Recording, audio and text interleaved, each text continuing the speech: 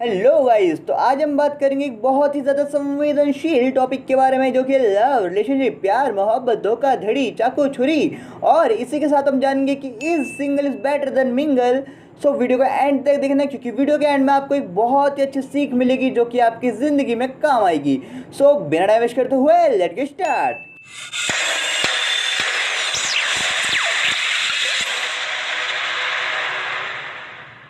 तो वही अभी रिसेंटली तुम्हारे भाई का ब्रेकअप हो चुका है, और जो बंदा प्यार में अंधा था ना, उसकी आंखें बिल्कुल ठीक हो चुकी है। अब ये तो मैं नहीं कहूँगा कि सारे बंदे रिलेशनशिप में अंधे ही होते हैं, हालांकि होते हैं, बट फिर भी ये मैं नहीं कहूँगा कि सारे रिलेशनशिप बेकार होते हैं। उस 100% रिलेशनशिप में ना सिर्फ 1% रिलेशनशिप अच्छे होते हैं, जिससे हम और आप हैं, और बाकी सारे चुतिया पे हैं। तो अभी हम उसी चुतिया पे जरा नजर डालते हैं।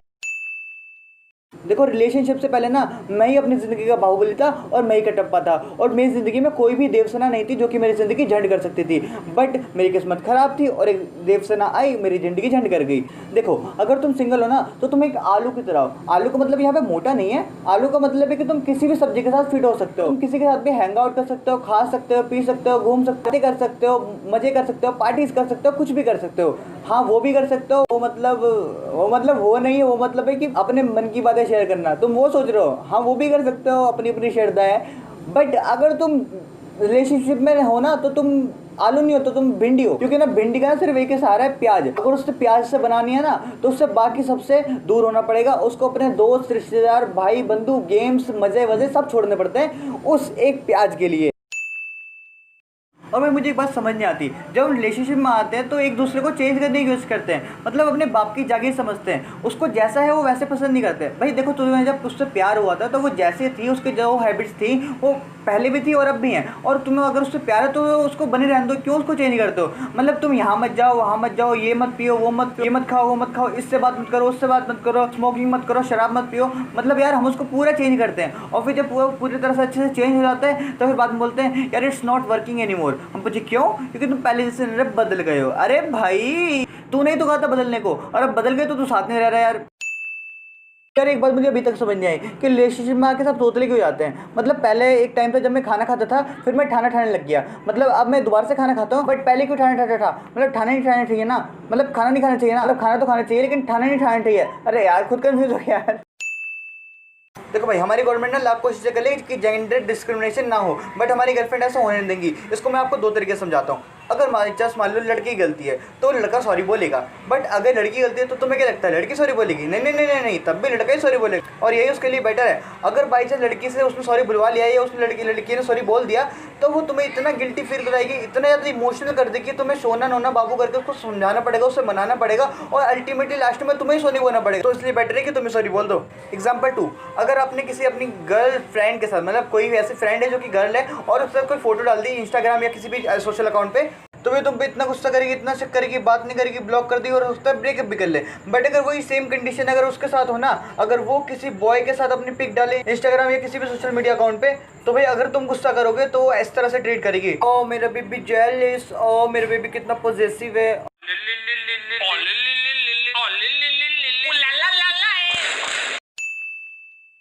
जो मेरी बंदी थी ना, उसके पास गेम्स थी मेरे साथ खेलने के लिए। वो क्या करती थी कि मुझे रैंडमली किसी हाइपोथेटिकल सिचुएशन में डाल देती थी, और फिर मुझसे ऐसे क्वेश्चन करती थी जिसके आंसर उससे पहले से ही पता होते थे। अगर मैं मर जाऊँ तो तुम क्या करोगे? और फिर मेरे बोलने से पहले हाँ पता है, दूसरी ढूंढ लोगे, तो आपस लड़कियों की कमी थोड़ी ना है। और फिर मैं इससे उभर ही रहा होता कि दूसरा सवाल, अगर अपनी मम्मी और मेरे में से किसी को चूज करना हो तो किसे चूज करोगे? मैं बोलता वर्ड, तो कहती ऑब्वियसली मम्मी को। प्रिया के क्या है, एक प्रिया जाएगी दूसरी प्रिया आएगी। तुम्हें पता है, इन लड़कियों के पास ना एक दैविक शक्ति होती है, जिसके थ्रू ना ये किसी से भी कोई सा भी काम करा सकती है, स्पेशली बॉयज से। एक बार क्या हो कि हम दोनों जल्दी से क्लास में एंटर हुए, तो वहाँ पे दो सीट थी, एक गद्दे वाली थी और एक पे गद्दा नहीं लगा हुआ था, वो सिर्फ लकड़ी की सीट थी। ठीक है, जल्दी से मैं जाके गद्दे वाली सीट पे बैठ गया, और वो खड़ी रही। वो बोलने लगी कि राहुल यहाँ से उठो और यहाँ पे बैठ जाओ। तो मैंने कहा नहीं, मुझे गद्दे वाली सीट पर बैठना है। कि नहीं, मुझे लकड़ी पर नहीं बैठना, तुम मुझे गद्दे वाले सीट पर बैठना है। मैंने कहा नहीं, मैं नहीं हट रहा, तुम दूसरी सीट ले आओ। तब उसने ऐसा बोला, Rahul please get up and sit here. तो भाई मैं मना नहीं कर पाया, मतलब मैं उठा और फिर चुपचाप जाके उधर बैठ गया। मतलब ऐसी बात को शायद कोई नहीं मना नहीं कर सकता। इट्स योर बॉय बादशाह ने ऐसे गाना नहीं बजा दिया, उस लड़की ने इस तरह से बोला था, डीजे वाले बाबू मेरा गाना चला दो, डीजे वाले बाबू मेरा गाना चला। तो भाई जब बादशाह पिघल गया तो मैं क्या चीज हूँ?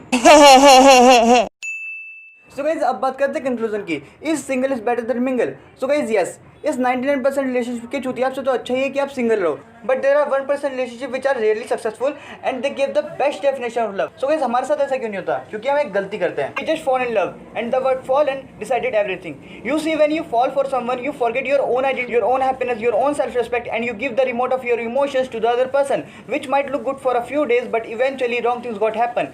So guys, the point being, don't fall in love with someone, but it's time to rise in love. The day you understand the other person doesn't want it to fall for him or her but actually wants that you rise in love and become the best version of yourself, that day you understand he or she is the right person for you.